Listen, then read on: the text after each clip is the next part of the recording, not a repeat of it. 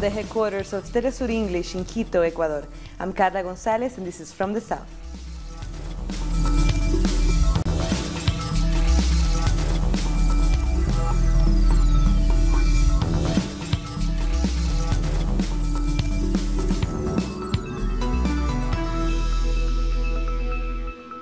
Peace talks are due to restart later today on Thursday between the Colombian government and the National Liberation Army, the ELN. The talks are taking place here in the Ecuadorian capital, Quito. Colombian President Juan Manuel Santos announced the resumption of dialogue between the two sides on Monday, following a 6-week pause marked by tests on both sides. The resumption has been welcomed by Ecuador's Foreign Affairs Minister, María Fernanda Espinosa. For Ecuador, it is great news that the peace talks between the government of Colombia and the National Liberation Army have been resumed. We truly celebrate that this 5th round is taking place. And we reiterate our commitment to peace in Colombia, because peace in Colombia is peace for all of Latin America. A dissident FARC leader who rejected the peace process has been captured by Colombian authorities. Jefferson Chavez commanded one of the groups that departed from the peace process. It remains to be seen what effect the arrest will have on the remnants of the Revolutionary Armed Forces of Colombia, FARC, and the members who have refused to join the transition to the political process. Chavez, 27, was captured in Pereira, in the center-west of the country, after security services were tipped off by an informant. His group had been operating on the Ecuadorian border. A new president of the National Assembly has been elected in Ecuador. Lawmaker Elizabeth Cabezas has been chosen to replace José Serrano, who was fired after it emerged that he had been plotting to remove the Attorney General. After the dismissal of the former president of the Ecuadorian Assembly, José Serrano, who was involved in a controversial recorded telephone conversation, the National Assembly has chosen his replacement with 84 votes in favor of Alianza País, Elizabeth Cabezas. These are moments of political uncertainty, of social and economic concern. On the horizon, we can foresee a series of attacks on the nation's democracy. With this dangerous and harmful scenario in mind, Ecuador needs to recover faith, hope, and optimism that has been stolen from us. Members of the Citizens' Revolution political party explain why they left the session before the election. We have come out of the Assembly because Article 121 establishes with clarity that those who take over in the absence of the President is the first Vice President of the Assembly. Despite the differences between the Ecuadorian political parties inside the Assembly, the new president has majority support for now. China wants to strengthen cooperation with the Caribbean nations at the Association of Caribbean States Summit. The Chinese delegate said Beijing wants to work with regional countries to promote sustainable development. He highlighted initiatives such as the Joint Action Plan 2019-2031, which involves the funding of infrastructure projects in the Caribbean. The ACS meeting is taking place on the Venezuelan island of Margarita. The group has been working together for about 24 years. Here's what they aim to do. The ACS was formed in 1994 to enhance regional cooperation among the member states. They hope to achieve this through consultation, cooperation, and collective action. The association's key focus points include trade and economic growth, tourism, transport, and climate resilience. There are 25 member states, most of whom have made climate resilience a key priority after last year's twin hurricanes. Venezuela will host this year's meeting. The group also consists of 7 associate members, including France and the Netherlands, as both have territories in the region. Our correspondent Freddie Gillingham is at the meeting, and he spoke with ACS Secretary-General Dr. June Sumer about how successful the ACS has been in achieving its aims. So meetings have now all wrapped up here in Margarita. The main focus of today has of course been climate change, and we have joining us now the Secretary General for the ACS, June Sumers. Very much thank you for joining us on Telesur English. Just to the viewers at home, can you tell us a little bit about what was happening inside there earlier today? Well, we held our second cooperation conference. with the theme of reducing risk and building resilience. This follows the events of last year, 2017, where so many of our countries were devastated by disasters, either floods or hurricanes or earthquakes.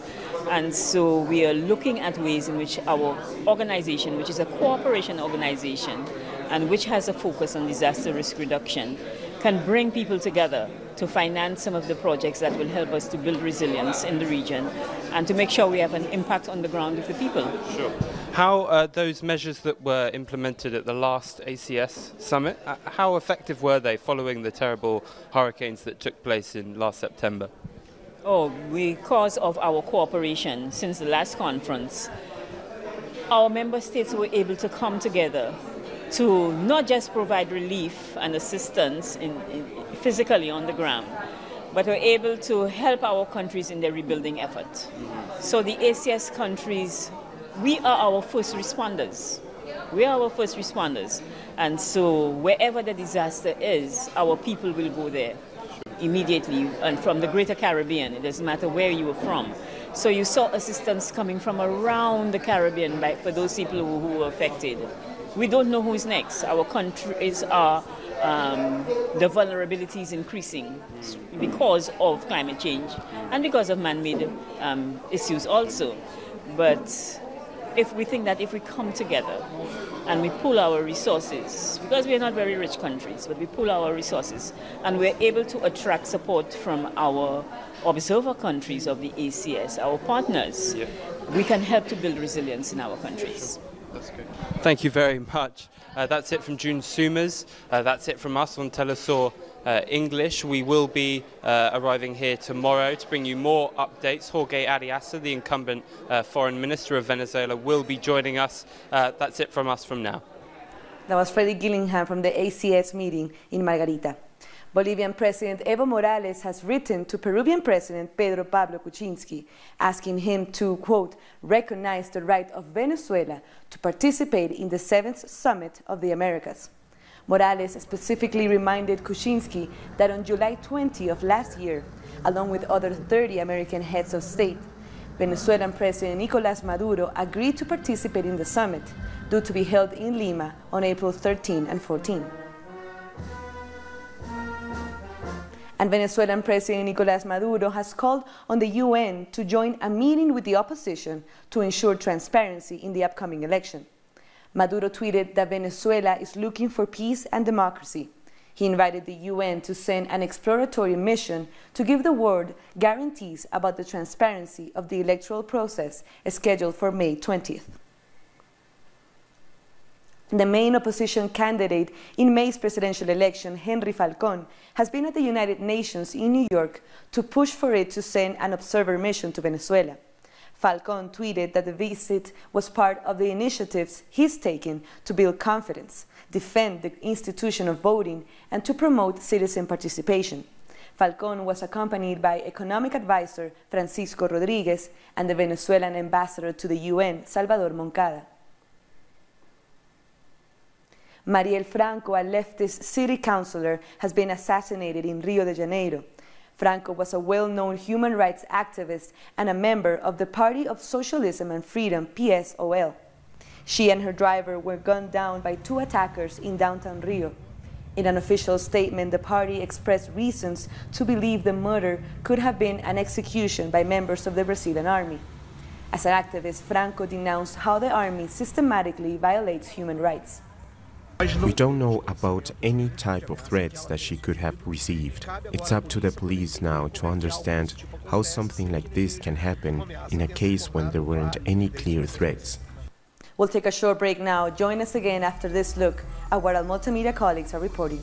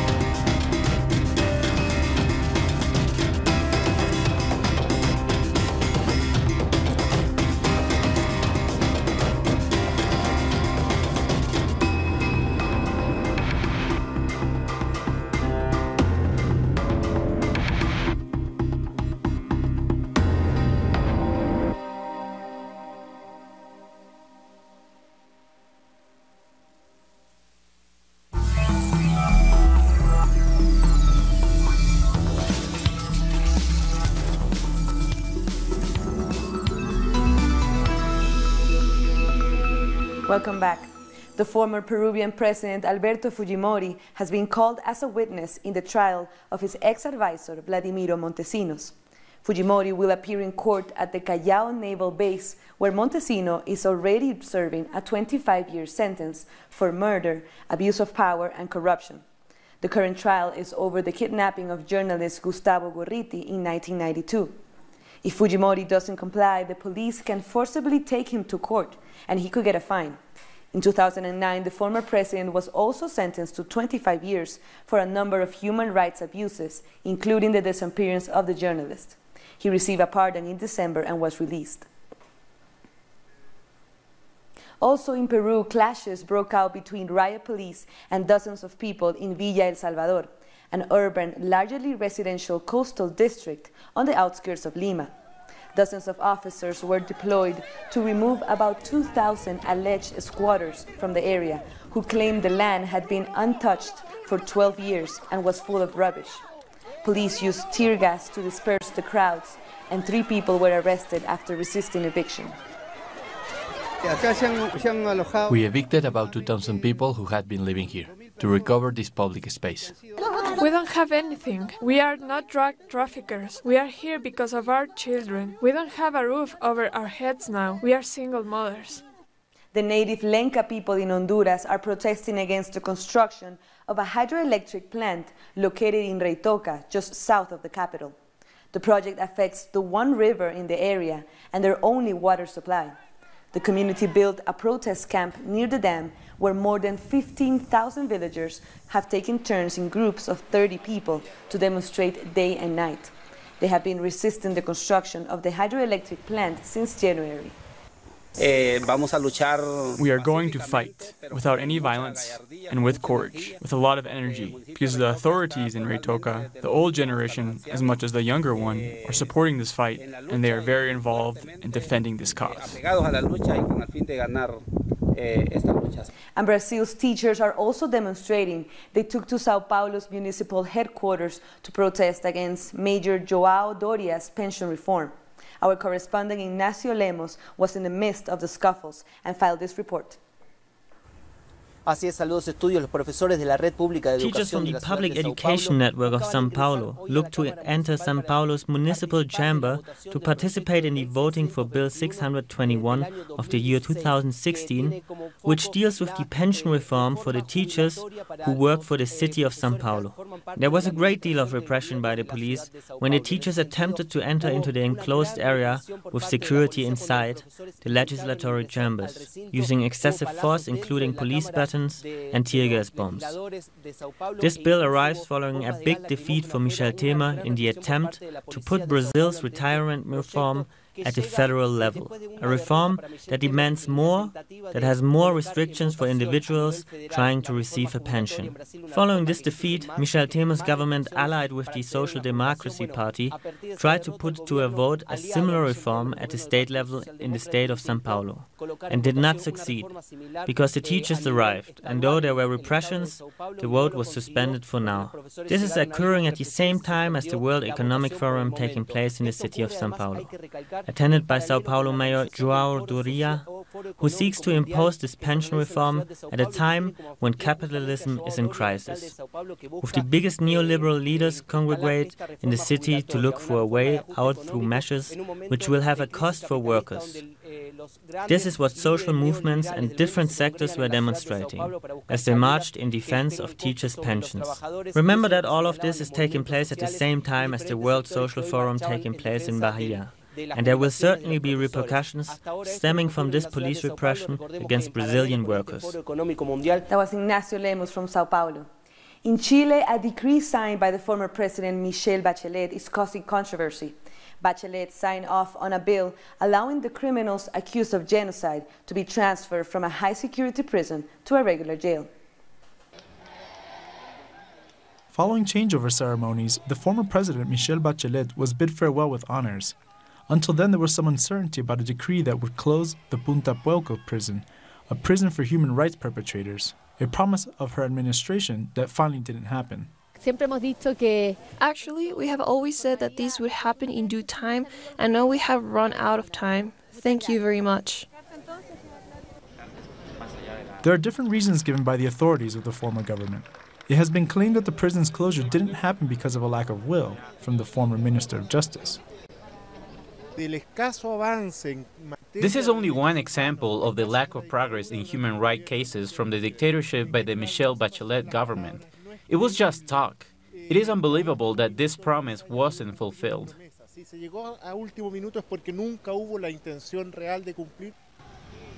The fact has caused a deep anger to the families of the dictatorship's victims.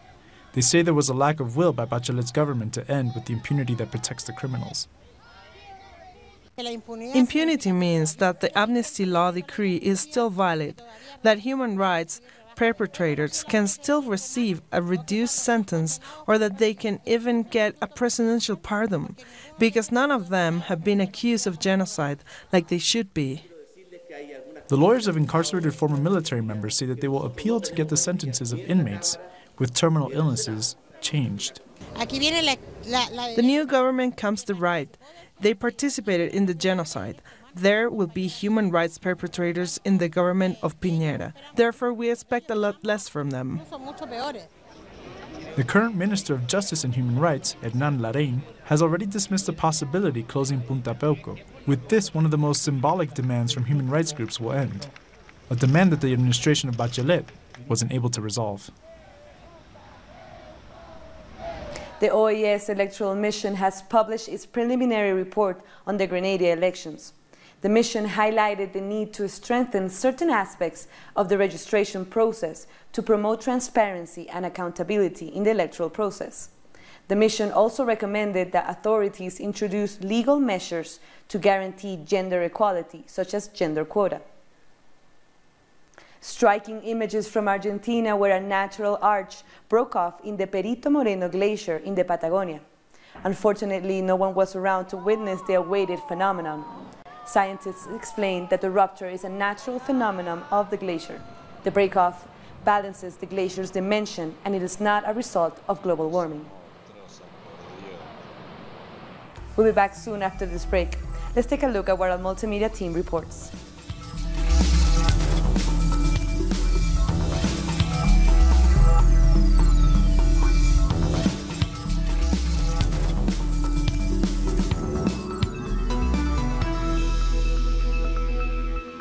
If you're a Brit or a US citizen, you better be ready to eat some humble pie before entering this shoe shop in Ramallah. British citizens are required to apologise and accept their country's responsibility for the Balfour Declaration, which saw the establishment of Israel and the division of Palestine, while US citizens have to grovel over their president's decision to recognise Jerusalem as the capital of Israel.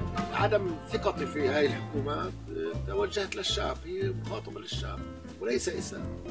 إنه أنتم يا شعب اللي بتختاروا هاي بشكل ديمقراطي للحكومات تاعتكم واللي بتوفركم هاي الحقوق على حساب حقوق أخرى، على حساب اضطهاد شعوب أخرى، على دعم احتلال بشع. In Arab culture, the shoe is considered dirty, both because it's on the ground and because of its association with the foot, the lowest part of the body. This being the case, owner Ahmad Al-Hajj Mohammed has taken delight in naming some of the shoes on offer in his shop after Trump, Balfour, and US Ambassador to the United Nations, Nikki Haley. Ouch!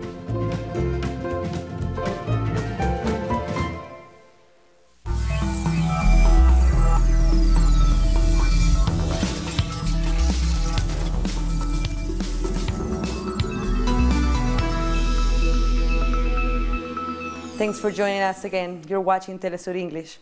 In the United States, hundreds of students gathered and chanted slogans outside the gates of the White House as part of gun control protests.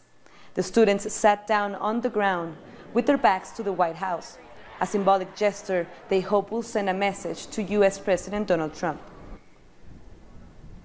Across the country, thousands others walked out of class in a show of solidarity. Our correspondent in Washington, D.C., Francesca Emanuel, has the details. Thank you. Thousands of students walked out of class today. More than 3,000 protests were organized across the country, and in some of them, students stayed out of the school for only 17 minutes. 17 minutes to honor the 17 victims who were killed during the Parkland shooting that happened exactly 1 month ago. We covered a protest that, after those 17 minutes, became a march that started in front of the White House and finished at the Capitol, where many legislators from the Democratic Party welcomed the students. The students thanked the gesture, but said that Congress hasn't done anything yet to protect them.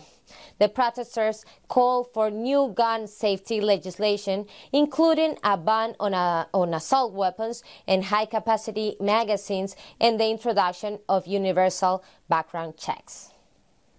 Francesca Emanuel from Washington, D.C. U.S. efforts to curb drug production and trafficking in South America may be faltering.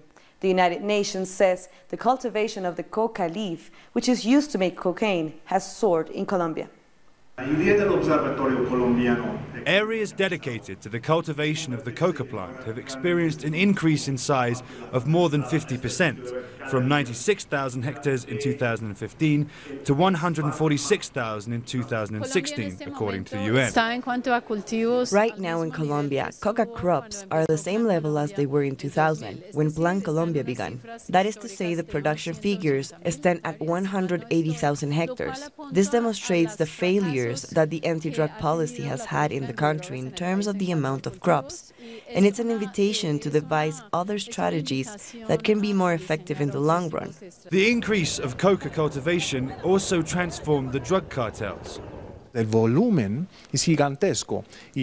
being produced is massive, especially in the coffee-growing areas located in the mountains or the Putumayo. There are cartel leaders that we call the Invisibles, because today what serves as even better protection than a private army is anonymity, and the bosses today are invisible because they want to enjoy their fortune, not run for their lives in the jungle. For experts, the strategy against drug trafficking has failed, and there hasn't been any real leadership on the part of Washington nor in the region. For this region, other strategies will be necessary. Manual eradication above all, involving communities, has been demonstrated to be an effective and fundamental strategy. Voluntary substitution projects advanced during the peace agreement process can fail in the long term if the state doesn't investigate at infrastructure level in the regions where the coca leaf is cultivated. The Colombian government insists that the world's fight against drugs should be jointly fought. The government has called on consumer countries to also assume some responsibility in dealing with this issue. Now let's have a look at some other stories from around the world. Russian Foreign Minister Sergei Lavrov has said they will soon expel UK diplomats in response to 23 Russian diplomats ordered to leave the UK on Wednesday. Relations between the two countries have soured since the poisoning of former Russian double agent and his daughter in Salisbury near London. Russia is adamant in refuting the UK's accusations that it was behind the nerve agent, while the UK continues to ignore Russia's request of rendering any physical proof. North Korea's foreign minister is scheduled to meet his Swedish counterpart in Stockholm on Thursday. This is the first major diplomatic move by Pyongyang a week after US President Donald Trump agreed to meet North Korea's leader Kim Jong-un. Speculations are Sweden could be the possible venue for their meeting, which is planned for May. Thousands of people have marched in the Czech Republic's capital, Prague, to support media freedom in the country. People were enraged by President Miloš Zeman's remark, saying journalists should be liquidated. Last week, Zeman also accused Czech media of favoritism and biasness. If the current politicians swap the Czech TV management, people in this country will no longer learn what is true, and we are back in the communist times when falsehoods were the norm. Slovak Prime Minister Robert Fico has offered to resign over growing discontent in the country after a journalist and his girlfriend were killed last month. 27-year-old journalist Jan Kuciak was investigating a government-linked corruption case when he was killed. It's the first time a reporter has been killed in the country, triggering outrage against government corruption. A study conducted by the University of New York in the United States has found out that 90% of bottled water contains microplastic content. Following the publication of the results, the World Health Organization launched a review of health concerns. Scientists examined more than 250 bottles from 9 countries and discovered over 10 plastic particles per liter, as large as the width of a human hair. Presently, the researchers haven't established any direct link from microplastic to human health. And with this, we've come to the end of this morning news brief. As you know, this and many other stories, you can find them on our website, telesurtv.net/English.